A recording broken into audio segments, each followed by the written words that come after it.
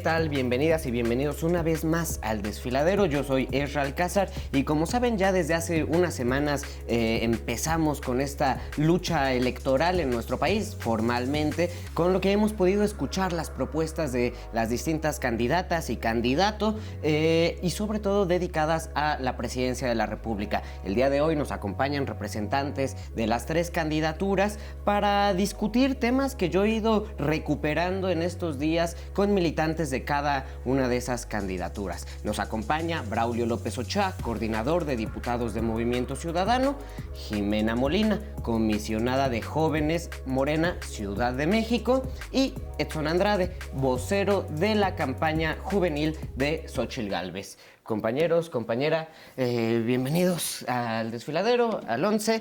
Y como les decía, estuve platicando con militantes de sus partidos, ¿no? Para saber qué es lo que les preocupa, ¿no? Porque creo que estamos en medio de las discusiones todo el día, pero me interesa mucho saber qué les preocupa a los militantes en específico, ¿no? Y algo que me sorprendió, voy a empezar por la izquierda, de los militantes de Movimiento Ciudadano, era que no terminan de verse, ¿no?, representados. Y eso me parece muy curioso porque la candidatura de Álvarez Maínez fue muy sorpresiva, ¿no? Apenas está empezando a salir, a diferencia de las otras dos candidatas. Les preocupa la poca visibilidad, ¿no? Y es algo que yo he interpretado mucho cuando salgo a la calle, ¿no? El otro día un Uber me decía que si Álvarez Maínez era el compadre de Samuel García, ¿no? Entonces, esa sorpresa, ¿qué es lo nuevo? ¿Qué es eso nuevo que están vendiendo? Muchas gracias primero, Ezra, por la invitación y saludar a Jimena y a Edson. Pues comentarte, la verdad es que Maínez sí representa totalmente Movimiento Ciudadano. Maínez lleva una carrera en Movimiento Ciudadano de más de 10 años, ha estado en varios espacios y ha sido uno de los principales constructores de la agenda de Movimiento Ciudadano, que ha sido una agenda joven, progresista, de izquierda, que se ha ido definiendo y se ha ido construyendo a lo largo de los años. Es el menos conocido y hay razones para ser el menos conocido, pues por las candidatas de la Alianza y de Morena empezaron sus campañas de manera ilegal hace muchísimo tiempo. En el caso de Claudia Sheinbaum, más de 2 años. En el caso de Xóchitl Gálvez, empezó por ahí de mayo, junio, ¿no? Y cuando los tiempos electorales son a partir de noviembre. Entonces es obvio que se conoce menos que las demás, pero la verdad es que nos bastan estos días para efectos de demostrar quién es Maínez, quién es Movimiento Ciudadano, que por primera vez lleva una candidatura a la presidencia y pues eso nos emociona muchísimo. ¿Y cómo lo podríamos definir? Porque hay una idea del Movimiento Ciudadano acá en la Ciudad de México que es muy progresista, pero el Movimiento Ciudadano del Bajío pareciera ser completamente lo contrario. Entonces, encontrar en eso la propuesta que hay, ¿no?, es muy difícil, además de la poca visibilidad. Pues mira, Edson, nuestros documentos básicos son muy claros y eso todo el que está en Movimiento Ciudadano lo suscribe. Y realmente, mira, hay, por ejemplo, a mí me han dicho a veces de las gobernaturas, por ejemplo, de Nuevo León respecto a su progresismo. Samuel García es de los únicos estados que da cobertura total a niños y niñas que tienen cáncer. Se da un apoyo a hijos migrantes para que estén en las escuelas públicas de Nuevo León. Llevó a los niños a ponerse la vacuna del COVID a la frontera. Ha hecho las escuelas de tiempo completo cuando el gobierno federal las eliminó. Es decir, si no hay progresismo en esas políticas públicas, ¿dónde lo hay? Okay. Morena, el puntero de esta elección, desde antes de que empezara la campaña formalmente, creo que algo que le preocupa mucho a los militantes de Morena es que, aunque se está haciendo un frente muy amplio para ganar, ¿no?, según lo que marcan las encuestas de candidatos pues de todos los universos, algo que preocupa mucho es que eso debilite la idea del plan C, que al no tener la fuerza completa ideológicamente clara, ¿no?, lo que decía López Obrador de no zigzaguear, pues haya mucha gente dentro del López Obradorismo que decida hacer un voto diferenciado, ¿no?, porque no le agradan los personajes que están en medio. ¿Cómo ves esto? Sí, pues yo quisiera primero agradecerte la invitación, qué gusto estar aquí en 11 TV.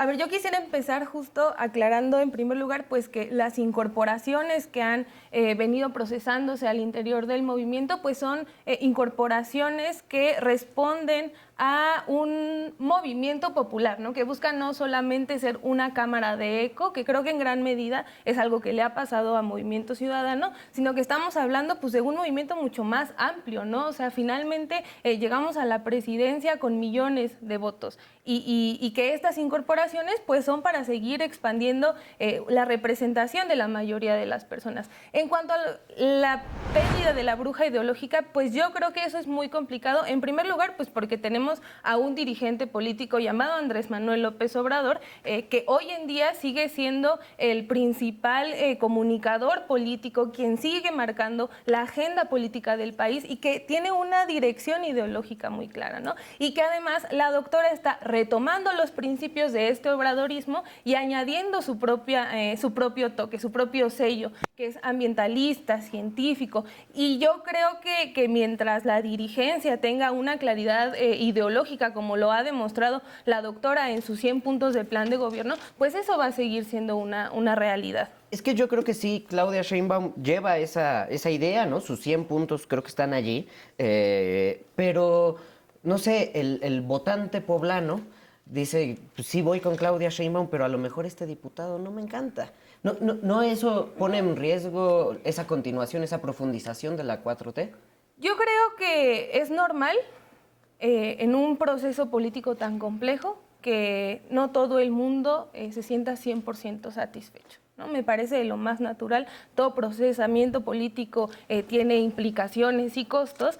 Lo que sí creo y que es algo que nos hemos empeñado en reproducir tanto la militancia como el presidente como Claudia Sheinbaum, es decir, que este proyecto de nación no se puede terminar de consolidar si no tenemos una mayoría en la Cámara de Diputados. Y eso es importante para que los principios ideológicos en los que basamos nuestra forma de gobernar, nuestra forma de militar, nuestra forma de participar políticamente, pues se conviertan en una realidad. Entonces es eso, ¿no? Como asumir que el proyecto de nación, para que sea una realidad consolidada, pues requiere de un entramado completo en las instituciones.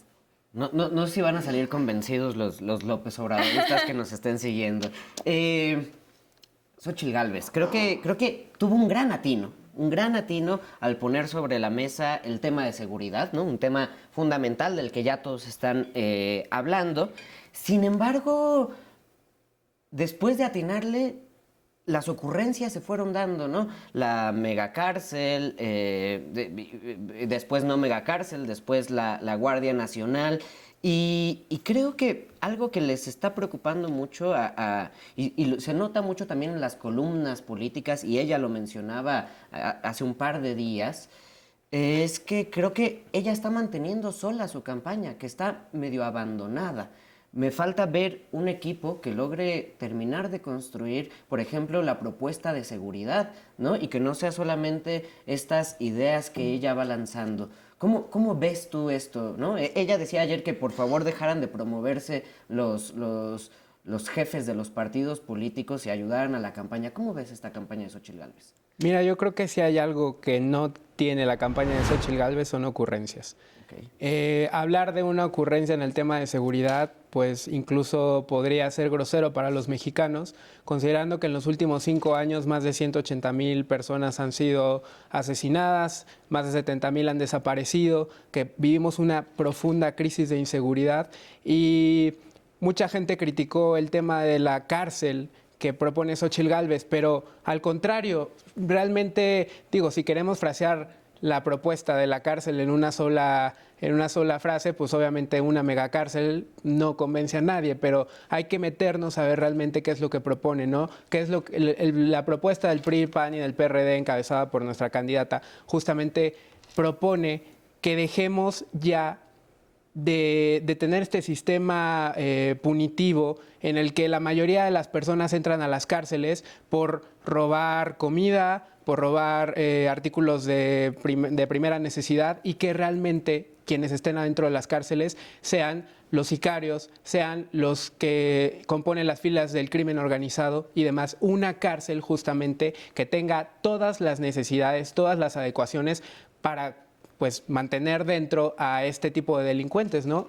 Creo que es muy importante enfocarnos en este momento que vive nuestro país tan doloroso, en el que tantas familias han perdido seres queridos, en el que las madres buscadoras no encuentran una puerta que les abran para ser escuchadas, y que dejemos ya de darle abrazos a los criminales y que los balazos no los llevemos los mexicanos. Es tiempo de cambiar esa ruta y es tiempo de que ahora pues los abrazos se los lleven los jóvenes, se los lleven los padres, las madres de familia, y los delincuentes tengan su castigo.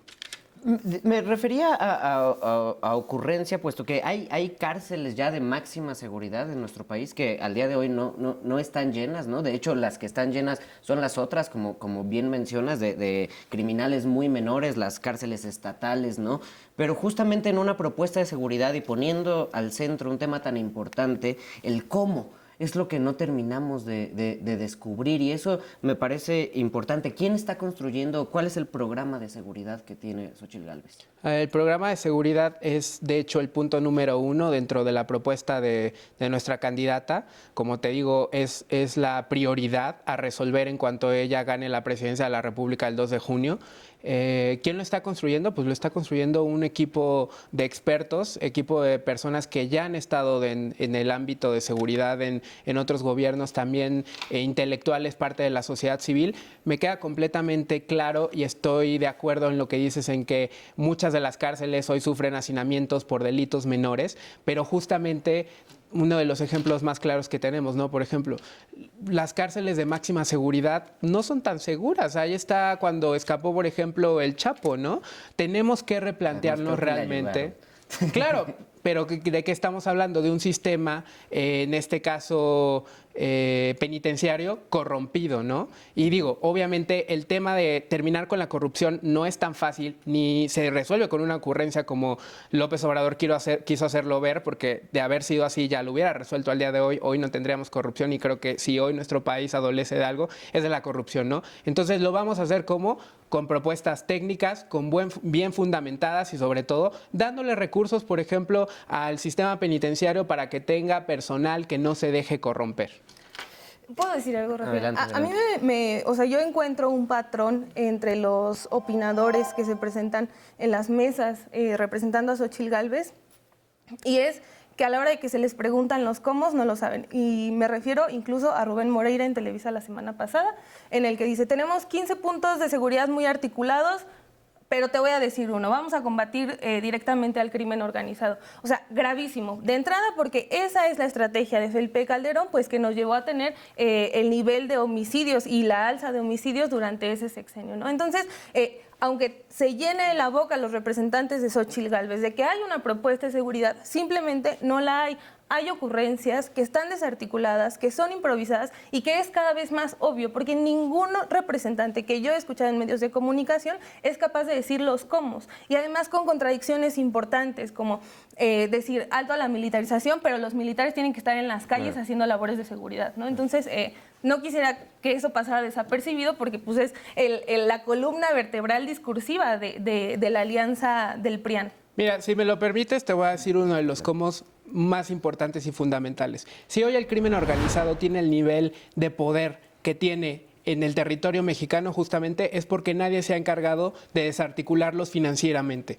No solamente es lanzar al ejército a las calles, lanzar a las fuerzas policiales a las calles, hay que desarticularlos financieramente, y eso es una de las propuestas de nuestra candidata. Vamos a ver en qué parte de la cadena de producción de las drogas y otros delitos que cometen los cárteles mexicanos se encuentra el mayor, donde residen más presupuesto, más dinero, y ahí, en ese punto importante financiero, desarticularlos. ¿Cómo? Pues obviamente vamos a tener que desarrollar toda una estrategia, ¿no? Por ejemplo, no, las drogas se importan, llegan aquí y entonces cuando los cárteles las transportan a los Estados Unidos, ahí se encuentra un foco importante donde reciben ingresos, ¿no? Pues entonces, ¿qué hay que hacer? Hay que desarticular que logren llevar las drogas a Estados Unidos. ¿Cómo? Pues entonces hay que cuidar las aduanas, hay que cuidar los puertos y demás. Les voy a interrumpir tantito allí porque justamente creo que fue y ha sido el único, ¿no? Álvarez Maínez ha sido el único que ha hablado, por ejemplo, de la legalización y de la regulación de las drogas, que me parece un tema muy importante, aunque el crimen organizado, obviamente ya su único ingreso ya no es las drogas, ¿no? Sino que se han diversificado mucho. Es un tema bien complejo y creo que sí debemos dar un diálogo con la mayor seriedad posible, Edson. ¿Por qué? Porque la verdad es que tanto Morena como el PRI y el PAN han optado por un sistema de militarización del país. El PRI, PAN, PRD y Morena y aliados han optado por un sistema militarista y han ido recrudeciendo este mismo sistema que empezó con Felipe Calderón, continuó con Peña y ahora continúa con Andrés Manuel y probablemente con quien gane de las opciones, a menos que sea Álvarez Maínez. Y eso lo tenemos que tener muy claro. ¿Y por qué lo digo? Fueron propuesta del PRI, aprobada por Morena para ampliar el plazo de las Fuerzas Armadas en tareas de seguridad. Porque no las puede sacar tampoco, ¿no? Pero la ampliación, o sea, digamos, cuando se hizo la reforma para la Guardia Nacional, justo se fijó un plazo de 5 años. De hecho, recordemos el pronunciamiento de Tatiana Cloutier respecto a que es responsabilidad de un mismo gobierno buscar justo remediar lo que está solicitando de una manera extraordinaria. Y no lo hicieron. Y también votaron juntitos, también hay que decirlo, prisión preventiva oficiosa. Ahorita decía Edson, por ejemplo, que hay muchas personas inocentes en la cárcel. Bueno, son más de 100,000. Y son más de 100,000 personas que están por prisión preventiva oficiosa en la cárcel, que la Comisión Interamericana de Derechos Humanos, que la Corte Interamericana de Derechos Humanos ha dicho que es violatoria de derechos humanos. ¿Y cuáles son de las propuestas que quieren hacer? Ampliar la prisión preventiva oficiosa. Algo que a inicio de sexenio aprobaron los dos, lo ampliaron después y ahora también lo quieren sostener. Entonces, pues tenemos que cambiar toda esa política de seguridad porque tenemos que ir por una política de seguridad distinta porque esta ya falló, queda muy claro, y tenemos que generar una que conduzca a la paz. Yo quería ir más por la regulación, pero te me fuiste por otro lado. Antes de que nos sigamos moviendo, quiero plantear algo sobre la mesa, ¿no? Porque la semana pasada, un señor que a mí no me gusta mucho, que se llama Macario Schettino, dijo como un consejo, sobre todo se refería a una candidatura, pero yo creo que era para todos, que pues no había que ponerle tanta atención a los jóvenes porque los jóvenes ni votan, ¿no? Que habría que ir por otros sectores de la población. Y eso me pareció muy grave, ¿no? Porque empezar a desestimar la opinión de los jóvenes, ahí entramos en un error, ¿no? Y digamos, si lo queremos ver más desde su lado o de sus cercanías ideológicas del señor Schettino, Javier Milei ganó con un gran apoyo de los jóvenes. Entonces, ¿qué es lo que traen? Ya tenemos estos temas que nos parecen súper importantes, sobre todo el de seguridad, pero ¿cuáles son las propuestas para los jóvenes? O si sus candidatos están proponiendo algo para los jóvenes. Empiezo por acá y nos damos la vuelta, ¿va? Yo quisiera destacar dos cosas. La primera es relacionado con Jóvenes Construyendo el Futuro. Jóvenes Construyendo el Futuro ha mostrado ser un programa que efectivamente no solo las principales beneficiarias terminan siendo las mujeres, sino que además ha tenido una efectividad del 61% de las personas que entraron al programa lograron capacitarse, entrar a un empleo formal. Entonces, eso va a seguir siendo una continuidad en el gobierno de Claudia Sheinbaum.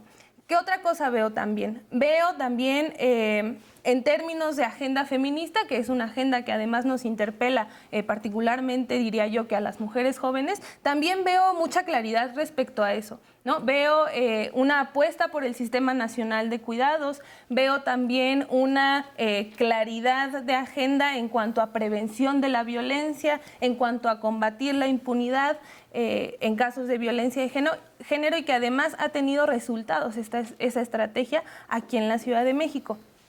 Y bueno, en ese mismo sentido, hay una cosa que me parece muy importante en términos de la política de seguridad, que tiene que ver con la atención a las causas, que esa es la principal insignia tanto de Andrés Manuel como de la doctora. Y es que la principal estrategia de seguridad es atender las causas de la violencia. Y eso significa empleabilidad, salarios justos, significa capacitación para el trabajo, acceso a la vivienda, que entre otras cosas, de parte de la doctora Claudia Sheinbaum, pues una de las propuestas es construir más vivienda social. Entonces yo dejaría como esos temas sobre la mesa.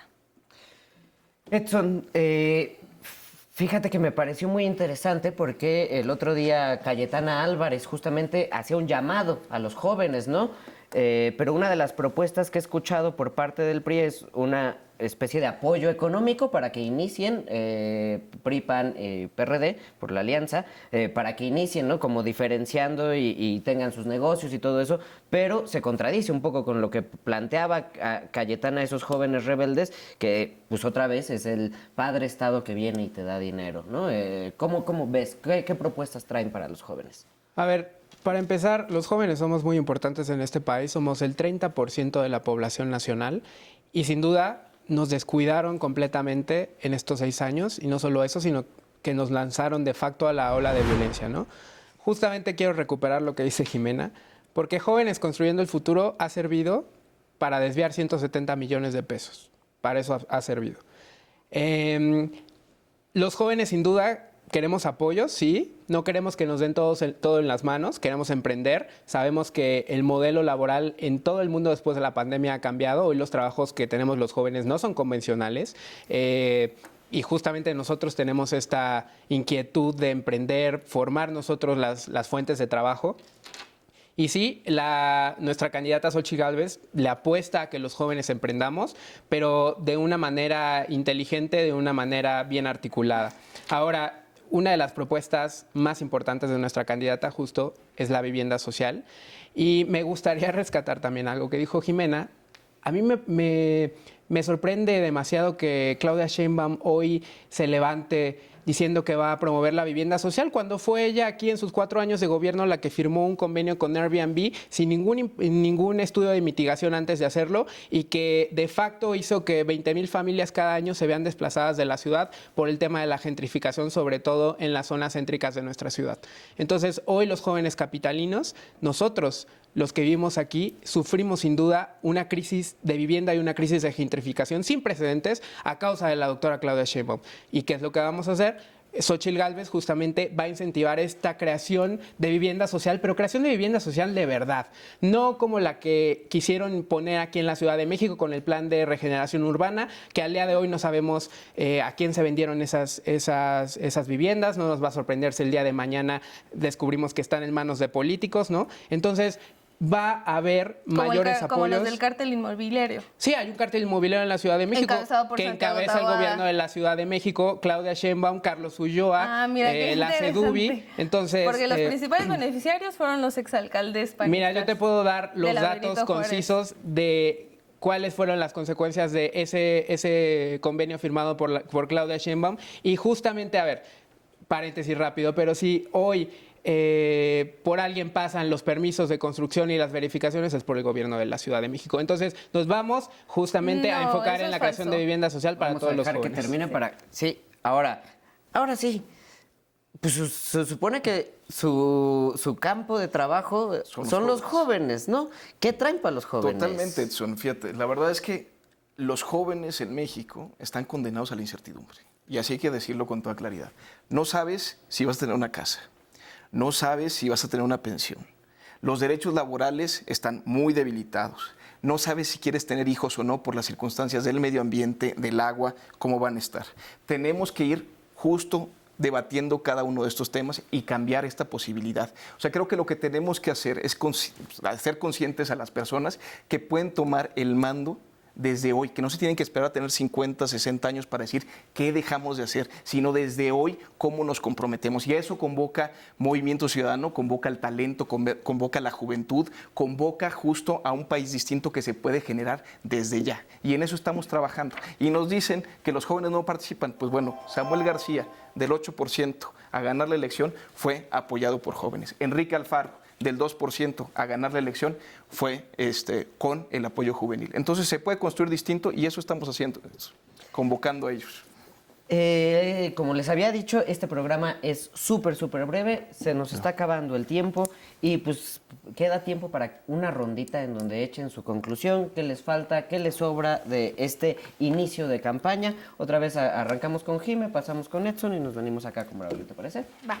Pues yo no quiero dejar de resaltar que hace apenas unos días se publicó una encuesta del Financiero en la que se reflejaba que los jóvenes de entre 18 y 29 años, el 49% tiene una intención de voto por Morena. Y que eso no es coincidencia, que eso es producto de que incluso las generaciones más jóvenes se sienten representadas por un proyecto humanista que busca atender las causas de la violencia, que busca que el Estado asuma la responsabilidad de atender las necesidades de la mayoría de la población, que hoy en día tiene un camino muy claro con unas propuestas que presenta Claudia Sheinbaum, que no solo son técnicas en el sentido de que reflejan los cómo, sino que también son ideológicamente muy claras de qué país queremos construir. Y es un país con paz, con justicia para las mujeres, con un sistema nacional de cuidados, con justicia para las jornaleras y las mujeres que trabajan en las maquilas y con justicia social y bienestar para todas las personas.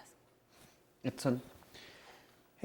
Sin duda alguna también de parte de la campaña de Xóchitl Gálvez estamos muy contentos. Ya solamente estamos a 13 puntos de Claudia Sheinbaum. Algunas encuestas incluso nos colocan a 5 puntos y eso no es coincidencia, sino es resultado de que los mexicanos y las mexicanas hoy saben que el país está peor que nunca, que no podemos perpetuar 6 años más una ola de inseguridad donde nos maten por el simple hecho de salir a las calles, donde nos maten por el simple hecho de salir a buscar oportunidades.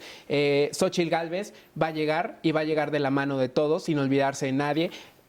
Reintegrando, por ejemplo, las estancias infantiles para las mujeres, para que las mujeres que quieran trabajar o necesiten trabajar, quieran superarse, pero a la vez también formar una familia y tener hijos, lo puedan hacer y no se vean obstaculizadas justamente por las decisiones del gobierno de Morena y de López Obrador.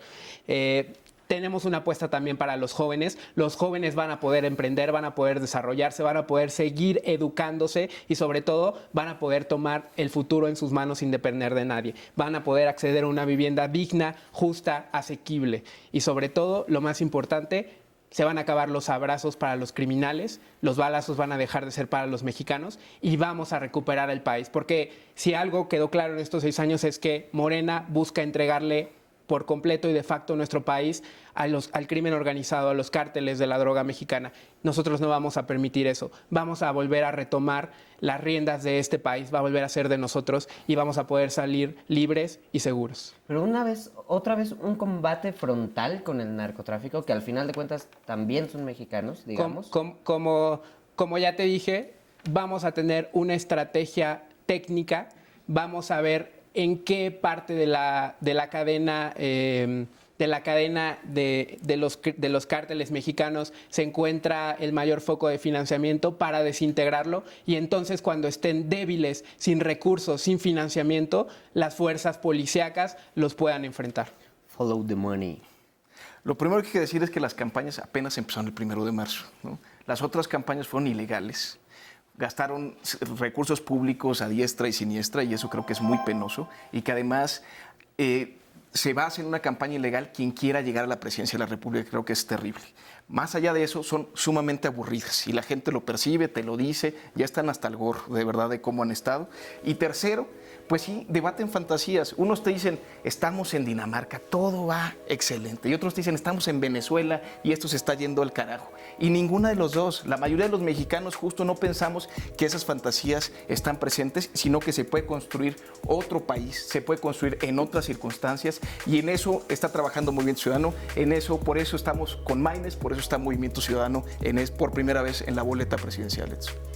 Qué gusto que le digas Maynes, porque ya ahora todos los comerciales dicen Álvarez nada más, como que le quitaron el Maynes, pero muy bien.